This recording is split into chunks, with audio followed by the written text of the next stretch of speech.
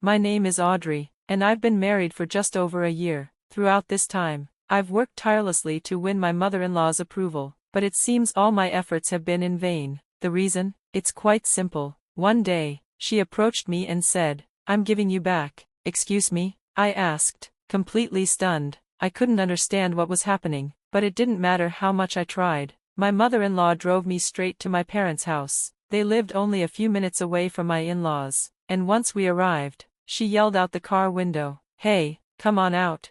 Inside, there was a thudding sound before my father appeared at the door. "Can I help you with something?" he asked. "I'm sorry, but I need to speak with you," my mother-in-law responded. "A talk? Come inside, we can talk there," my father said with a friendly smile. But my mother-in-law shook her head. "We'll talk here. We're just here to give back your useless daughter." Useless daughter? My father's face shifted into a look of concern, his eyes narrowing at her. "What do you mean, useless?" he asked, his tone now cold.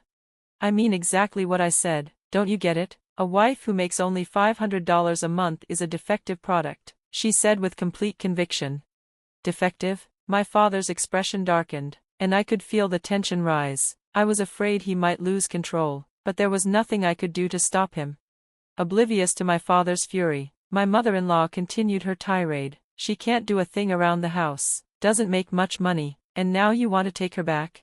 My father's voice grew tense. "Take her back? What do you mean?" He was getting more upset by the second, and soon my mother appeared, drawn by the commotion, but my mother-in-law still refused to acknowledge her. "That's exactly what I said," my mother-in-law continued. "I'm returning her, so now her parents need to take responsibility." My father, his face a mask of anger, nodded slowly, glancing at my mother. "I see, we'll take responsibility." My mother agreed firmly. "Yes, we'll take responsibility." I was in shock. "What? You're closing the business?" My mother-in-law seemed taken aback. "Wait, what business are you talking about?" my father-in-law asked, confusion and irritation in his voice. "Well, what else could it be?" my father said flatly. "What business could be at the center of all this?" As I watched my father grow increasingly furious, I couldn't help but sigh. I knew my father well. When he was serious, he'd follow through on anything, no matter how difficult, and when it came to me, his devotion was unshakable. Why is my father so devoted to me? It stems from my childhood. I was always sick, weak, and prone to feverish illnesses. Every few weeks, I would fall ill and stay in bed for days, sometimes even weeks. Because of that, I missed a lot of school and didn't have many friends. My mother would care for me when I was sick, and my father, always worried about me, would drop everything to be by my side. I think his deep love for me grew from these constant worries. Being sick had its perks too. My parents, eager to make me feel better, showered me with books, toys, and games to keep me entertained. My older brother was often jealous, seeing how much attention I received. Among all my gifts, I especially loved my father's old laptop. It wasn't the latest model, but it was good enough for me. I would draw, play games, and explore the internet from the comfort of my bed. That laptop became my gateway to a new world. It sparked my interest in computers, and from there, I began exploring 3D art and graphics. Eventually, this led me to become a graphic designer. Despite my physical limitations, I found a way to work that suited me. I started freelancing from home after high school, teaching myself graphic design, but it wasn't easy. I had no formal training and struggled to find clients at first. But I persevered, slowly building my reputation. As more people began to recognize my work, I received repeat business and new client referrals. Over time, my freelance career started to feel like a real job. 5 years passed, and by then, my work was gaining more attention. One day, my father approached me with an unexpected proposal. "Would you be interested in making an ad for a construction company?" he asked. I was surprised. My father owned a small, local construction business. They mainly focused on home renovations now, and the company was small, just my father, mother, and brother. Despite its size, it had a solid reputation in the community. "Are you sure you want me to do this? If this were a job, would I get paid for it?" I asked, needing clarification. "I'm not asking because you're my daughter," my father said. "I'm asking because I know you have a good eye for design." I was touched by his faith in me. I agreed, and soon, my design was featured as an insert ad in the local newspaper. I also created a website for the company and posted the ad there. Though the company wasn't nationally recognized, the ad garnered attention from locals who told me they'd seen it. Some even complimented it. It made me smile knowing my work was having an impact. The ad was turned into a poster and displayed at the company's entrance and on community bulletin boards. I realized then that I had come a long way. I had proven to myself that I could stand on my own 2 feet, live independently, and build something meaningful. I felt a surge of pride and accomplishment as my posters gained recognition in the community. Whispers began to circulate. The daughter of the construction company is a designer. She even creates advertisements for the family business. Soon, locals started approaching me for help. One day, a familiar face showed up at our door. It was the town electrician. He spoke to my father. "Your daughter's a designer, right? Do you think she could create some advertisements for us?" he asked. "I'll ask Audrey," my father replied with a grin. The town electrician was, in reality, a full-fledged electrical construction company. They handled everything from air conditioner installations to fiber optic wiring. We often worked with them during remodeling projects, so I knew their business was important. Later that evening, my father turned to me. "So, Audrey, what do you think? Can you help them out?" I agreed, understanding how important the partnership was. A few weeks later, I completed the project and handed it to my father to deliver. The final product exceeded my expectations, and it seemed the electrician thought so too. Not only did he pay for the work, but he also sent someone to personally thank me. A young man showed up at my door with a small gift, wrapped in an elegant envelope. Bowing politely, he introduced himself. "Hello, my name is Jeremiah. My father owns the electrical company. I just wanted to thank you for the wonderful advertisement." I blinked in surprise. "Oh, you're not the electrician I know." "No, I'm his son," he said with a warm smile. "I'm helping out while I train. One day, I plan to take over the family business." "That's great," I replied, smiling back. "Looks like we'll be working together for a long time." "I hope so," Jeremiah said. Then, after a brief pause, he added, "especially with someone as attractive as you." I froze. "What? Me?" My face turned beet red. I wasn't used to compliments, and I'd never been in a relationship before. The idea that I might be getting flirted with left me completely flustered. All I could manage was to slump down like a shy child. By the end of the visit, we had exchanged contact information, not for business, but personal. It was my first time doing anything like that, and I was so nervous I couldn't sleep that night. From that day forward, Jeremiah and I stayed in touch. We messaged daily, talking about everything from work to hobbies and favorite foods. Slowly, our relationship deepened, and we began dating. Our dates were far from conventional. My frail health meant we couldn't travel far or do physically demanding activities. Instead, we would stroll through the neighborhood park when I felt up to it. We never experienced typical outings like movie nights or fancy dinners, but I didn't mind. We stayed connected through texts and calls, sharing bits of our lives from wherever we were. Eventually, after years of nurturing our relationship, Jeremiah and I got married. I moved into his family's home, and since his parents already knew me well, I thought everything would go smoothly. At first, my in-laws were kind and accommodating. "Just handle whatever housework you can manage," my mother-in-law told me. "I will," I promised.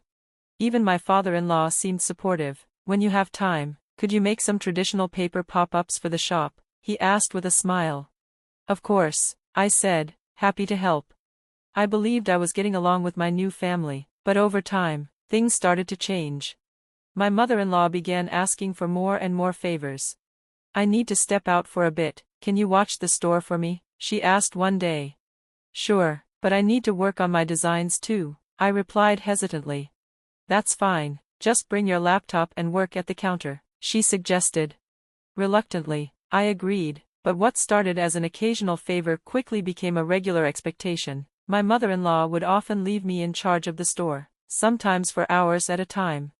My father-in-law, too, began requesting my help. "Could you make a website for the store?" he asked. "I'm not a web developer," I replied, unsure. "It doesn't have to be fancy, just something simple," he insisted. Despite my lack of expertise, I felt pressured into creating a basic website for their business. Once that was done, the requests kept piling up. "Can you design new flyers? Can you update the website? Can you help reorganize the inventory? One after another, the tasks kept coming, leaving me overwhelmed and exhausted. Eventually, one day, my mother-in-law approached me with a request. Audrey, I'm sorry, but could you handle the cleaning for me? What? I have work to do too, I replied, my frustration slipping into my tone. What are you talking about? You're the wife, can't you at least manage that? She retorted, her voice firm. Feeling cornered, I reluctantly nodded. Yes, I'll do it.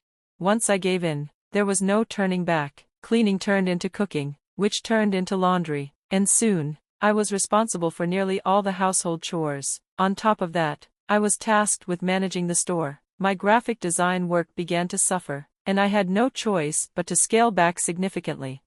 Though my income decreased, I wasn't too concerned about finances since Jeremiah provided for our living expenses, but the real issue wasn't money, it was my health. I think I have a fever today, I told my mother-in-law weekly after overworking myself. She raised an eyebrow, unimpressed. A fever? From this? I can't believe it, she said dismissively. Then, in a tone dripping with mock sympathy, she added, oh yes, I understand, go back to bed. Her nonchalant reaction stung, but I was too drained to respond. I sank into bed, guilt and regret swirling in my mind. Later, Jeremiah came into the room. Are you okay? He asked, concern in his eyes. I'm fine, I'm sorry, I said softly. Don't push yourself too hard, he said, his voice gentle. I know, but, your parents, I began hesitantly. I explained how overwhelmed I felt by his parents' constant demands. He listened quietly before replying, why don't you just say no? His bluntness caught me off guard. What are you talking about? I asked. You're an adult, Audrey, you should be able to stand up for yourself and say no, he said, sounding slightly exasperated. His words stung. Jeremiah didn't understand. This wasn't a professional workplace where I could assert boundaries, it was family. Saying no could spark conflict or worse, make them dislike me. I feared that my father-in-law might even suggest something drastic, like ending our marriage. I knew I might be overthinking, but the anxiety wouldn't leave me. Jeremiah's lack of understanding left me feeling even more isolated. Tears welled up in my eyes, and I began to cry. These moments of helplessness were becoming all too frequent, but I told myself I couldn't let them consume me. When my fever subsided, the cycle resumed. My mother-in-law once again asked me to handle errands and housework. I cut back on my design work even more, thinking that if I gained her approval, things might improve. One afternoon, after a particularly grueling day, my mother-in-law turned to me and asked, Audrey, how's your work going? I'm managing little by little, I replied cautiously. How much are you earning now? She pressed. Her question caught me off guard. I don't think that's really relevant, I said hesitantly. It is relevant, she insisted. Prices are going up, and I was thinking you could contribute to the household expenses. She smiled, but her tone felt calculating. Uneasy, I answered honestly. My income has taken a hit because of all the housework. I only make about $500 a month now. 500? She repeated, her voice sharp with disbelief. Yes, for part-time work, it's not bad, I said defensively. Her face darkened with anger. Only $500, and you don't even do much housework. I was stunned. The accusation was absurd. I had been doing nearly all the cooking, cleaning, laundry, and running the store. Before I could respond, she turned abruptly and declared, wait here, I'm going to speak to your father. Moments later, she returned with my father-in-law in tow. Come with us, she demanded. To where? I asked, confused. To your parents' house, she replied coldly. My parents' house? I echoed, my stomach sinking. Yes, I'm returning you, she said flatly. The words hit me like a blow. Before I knew it, we were standing in front of my father. My mother-in-law wasted no time. We're returning her to you, she announced. My father regarded her calmly, his expression unreadable. Then, in a firm voice, he said, I'm going to close my company. My heart dropped. What was he saying? My mother-in-law's confidence wavered. Close your company? You mean your construction business? Is that what you're talking about? Yes, my father said resolutely. There is no other company for me. My father's thin smile didn't reach his eyes. Jeremiah's father sighed, frustration evident in his voice. You're really going to shut down your construction company and ruin our electrician business too, aren't you? What happens then? My father remained calm. I'm sorry, but we have other clients besides you. Jeremiah's father shot back defensively. There are plenty of electrician jobs out there. You'll be fine. My father's eyes hardened. Then it's fine for me to take responsibility for my daughter and shut down my company, isn't it? Jeremiah's father threw up his hands. Suit yourself, he spat. It's no use trying to drag me down with you. His voice rose as he stormed out of the room. My mother-in-law turned to me, her sneer unmistakable. You useless wife, you don't have to come back here. I stood there, dazed, unsure of what to do next. Is everything all right, Audrey? My father asked, concern clouding his expression. What should I do, Dad? I asked, my voice trembling. They said so many hurtful things. He thought for a moment. Wouldn't it be better to just get a divorce? He suggested gently. Yeah, I guess so, I replied, though a part of me still clung to the hope that Jeremiah would come to me. I still believed that his love was the most important thing, even if his parents hated me. But Jeremiah didn't come. Days passed in a blur until, finally, I received a message from him. It was short, cold, let's get divorced. I was in disbelief. I kept sending messages, but he never replied. Then, his lawyer called, delivering the blow. Jeremiah's parents have convinced him to divorce you, the lawyer said. I didn't know what to say. I agreed to the divorce, accepting the terms that Jeremiah had set, including the alimony. Just like that, my marriage, which had lasted less than a year, came to an abrupt end. Around the same time, my father made the decision to shut down his construction company. But this wasn't the end. My brother took over the business. The company's name remained, but he severed all ties with Jeremiah's family business. The impact was swift. Jeremiah's family, though they had other clients, began to feel the pressure. As news of my return to the industry spread, people started avoiding Jeremiah's business. Requests for electrical work began to shift to my brother's company instead. Soon, rumors swirled about Jeremiah's business faltering. This is a lesson well learned, my father remarked, satisfaction in his voice. My mother and I couldn't help but agree. However, the situation took an unexpected twist. The following summer, while I was at my brother's office, we received a troubling call. Excuse me, but our air conditioner seems to be broken, a client said, who had had their house remodeled by my brother. When my brother went to inspect, he found the outdoor unit of the air conditioner deliberately damaged. That's awful, this isn't just a prank, he muttered, reporting the incident to the police. With the help of his electrician partner, the air conditioner was replaced. But it didn't stop there. The same thing started happening repeatedly, air conditioners mysteriously failing in homes remodeled by my brother's company. My brother's team couldn't handle it all, and reluctantly, many families turned to Jeremiah's family for repairs. We're getting more and more calls like this, Jeremiah's father boasted, smirking, and we're going to charge extra for these repairs. Is that all right with you? It was infuriating, taking advantage of a crisis they probably caused, but there was nothing I could do about it. My brother, however, refused to back down. I'll find out who's behind this, he declared. He asked clients for their cooperation, providing them with intercoms that doubled as security cameras. Within 3 days, the culprits were caught. To everyone's shock, it was Jeremiah's parents. They had been breaking into homes at night and sabotaging air conditioners to create more work for their business. When questioned by the police, they confessed to their selfish plot. Their arrest marked the end of Jeremiah's family business. Word spread quickly, and they lost all credibility in the community. Jeremiah, burdened with his parents' debt and the fallout from their actions, reportedly had to take up demolition jobs to make ends meet. I saw him at a demolition site, one of my brother's electricians told me. But I didn't care. I felt some sympathy for Jeremiah, but I knew I couldn't be involved with him anymore. Now, I'm content. I work as a graphic designer and help at my brother's construction company's store. I set my own pace and no longer have to live under the thumb of controlling in-laws. There is, however, one small issue, my retired father. He still hovers around me, constantly checking if I'm okay. Are you tired? Do you need anything? He asks with genuine concern. One day, I jokingly said, if you're so bored, why don't you get a job? A working dad is way cooler, don't you think? To my surprise, He took me seriously. He started working again at my brother's company.